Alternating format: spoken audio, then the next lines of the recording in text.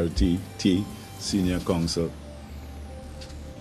I don't know if you recall, but very early in my first term, mindful of the circumstances under which I was elected, you gave me some words of advice, which I must tell you that I have cherished and carried in my bosom through the very difficult days when I stood on the bridge of the ship TTOC and faced the deep swells and the grey days that challenged my confidence in myself and my self-belief as a leader.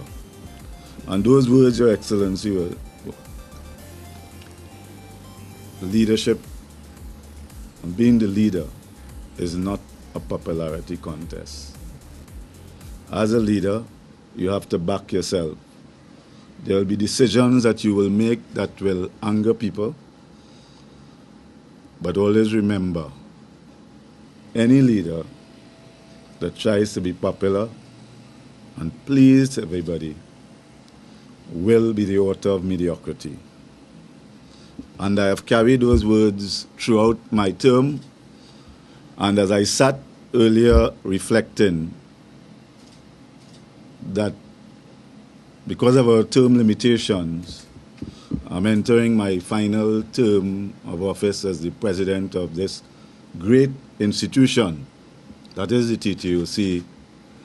I felt a tremendous burden, Your Excellency, because I know that there is an expectation that the transformation that I have committed to will be completed. To the members of the incoming executive,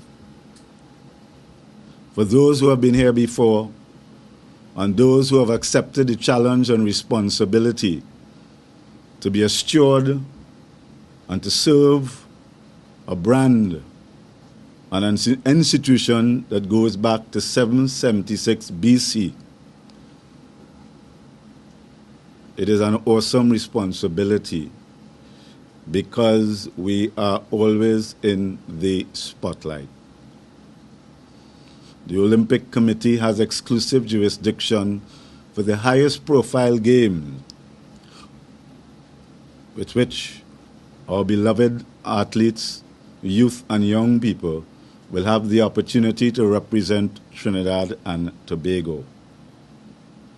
We, each of you who have today taken an oath of office, I commend you for accepting the responsibility, but I caution you that it is not a responsibility, a duty, and an obligation to take lightly. It is an oath that will be brought to the test and examined over the next 4 years, especially as those who have been there before know that I am committed to creating a new box and a modern, vibrant, youthful, relevant Olympic Committee, Olympic sport movement that seeks to provide the young people and the youth of this country with hope for the future, that through sport they can make a positive difference and contribution to our beloved nation. We are entering, Your Excellency, friends and colleagues, very difficult waters. Our country and our youth and our children are crying out for a sense of hope and a feeling that those in leadership have the commitment and the dedication to put self-interest and egos aside for the better good, for the greater good. We have a responsibility to create a sustainable future for the Olympic movement in Trinidad and Tobago. There must be no sacred cows. As the leader of the Trinidad and Tobago Olympic movement, I remain deeply committed to the service of our athletes and our young people and our youth. and for doing what needs to be done, mindful of the words shared with me by the patron of the Trinidad and Tobago Olympic Committee a few years ago, His Excellency, President of the Republic, Anthony Carmona. So, ladies and gentlemen, welcome to the responsibility to use the media, continue to support. You may not agree with everything that we do all the time, but there is a reason why we do it. Your Excellency, thank you for dignifying the installation of the Trinidad and Tobago Olympic Committee Executive, as you have done 4 years ago. I give you the assurance that under my leadership, the TTOC Executive Committee will not disappoint you or let you down. So, ladies and gentlemen, thank you very much, and let's move forward. Good morning to everyone. I have to commend Mr. Brian Lewis for his remarkable words of inspiration. Inspirational words that are encrusted in the bosom of sincerity, commitment, and service. I dare say I've looked on during your tenure in the past, the passion with which you articulate the sporting philosophies of Trinidad and Tobago.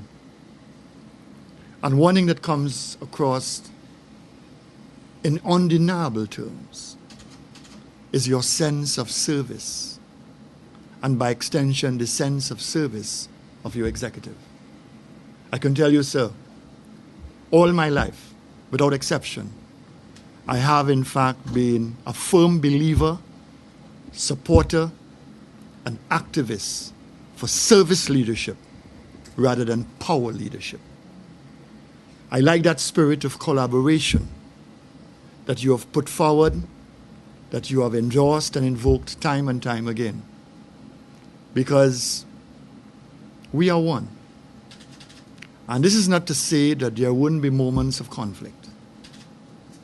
But this is why, for example, I am a firm believer in processes of mediation and alternative dispute resolution. What is remarkable about this country of ours is that very often we mention these things, but we don't actualize them in the context of problems that we face, problems that we encounter, problems that need to be solved. Because we have become a country that we are so busy stating problems and not creating solutions. And this is why I tell many, many persons who come into this office that this office does not speak problems. This office speaks solutions. And I'm very happy to see the kind of individuals who make up this august body, this cadre of competencies, experience, world vision. And I dare say that the Trinidad and Tobago Olympic Committee is one that, in no uncertain matter, will carry out the mandate that has been given with the required expertise, competence, passion, and commitment. We are a burgeoning democracy, and many times we do not appreciate the importance of interdependence in the context of this democracy of ours. We look at concepts like the separation of powers. And in a puerile way, we don't appreciate that as part of that separation of powers concept, there is also a formidable concept in the context of the interdependence of powers. So that you will have to remain independent, but you will also have to work with those in authority to get the job done. And focus we must, and focus we have to be if we need to engage the Olympic spirit and Olympic success. I say this because quietly I have listened to the pains, the hurts, and the afflictions of many of our elite athletes. I can speak of one instant where a young man who has done us proud, who is suffering injury, he returns home for treatment. He has to stay in a hotel. He has no access to any kind of housing. And on that particular note, it appears to be a common denominator of complaint that our athletes are not given the privilege and the honor of being provided with adequate housing. So I hope, in fact, the authorities do listen to us, because their worth could never be quantified in dollars and cents. Look at Usain Bolt. Usain Bolt is doing far more for the tourism industry in Jamaica than the tourist board. And our athletes can do something similar. I look at, for example, someone who is a giant of a woman, soft-spoken, but with grit and determination. I know she's going to succeed. And I refer to Michelle Liai. Michelle indicated that she has problems with getting the kind of corporate support. On the basis, in one instant, a corporate company told her that we couldn't use you because you have too many tattoos on your skin. There are no problems with tattoos on men. There are no problems with supporting football teams. But there's a problem with, in fact, Michelle Liai, who is going to win gold medal in the next Olympics. And she continues to persevere, quietly engaging that perfect storm we often encounter on the road to success. We love the big times. We love to go up to the airport and wave flags. But we're not interested in the road to success. It is so important to support our athletes on that road to success, in good times and in bad times. And finally, if I may indulge quietly in the form of a suggestion in terms of your mandate. The Olympic medal is sacrosanct. The Olympic gold medal is the elixir of athletic prowess. And many times, athletes are denied by virtue of other athletes seeking advantage through drugs. As a result, they would win silver or they will win bronze. And they will never have the distinction of having their national flags raised, standing on the podium, receiving that gold medal internationally. A country, as a result, is denied honor and greatness in that particular moment.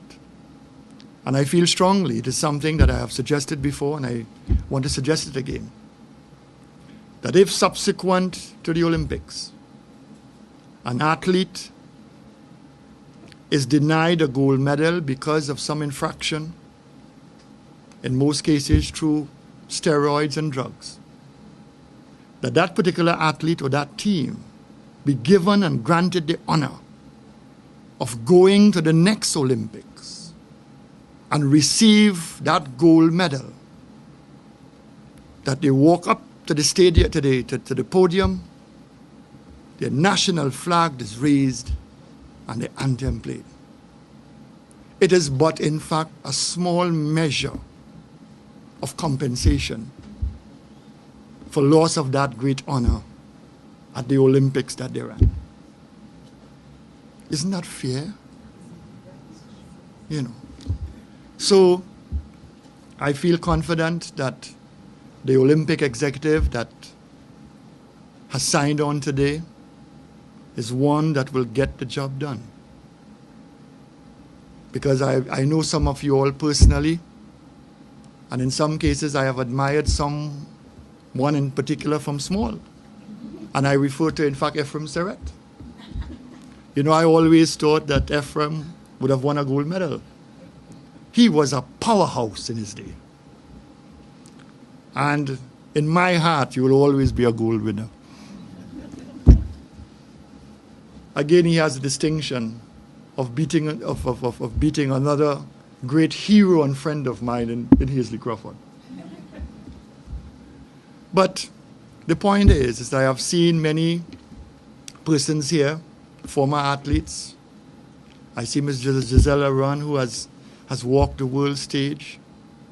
I see, in fact, Wendell Constantine. I see so many of you here who can bring a sense of universal vision to a committee that is there to fulfill a particular mandate. So I want to wish you all the best in your endeavors. Stay strong, stay independent, and remember that an important and integral part of that mandate is the welfare of the Olympic athlete and those who one day will become Olympic athletes. So thank you very much. It was a great honor for me to host you all here in this simple but profound inauguration, if I may so describe it. So thank you very much, ladies and gentlemen.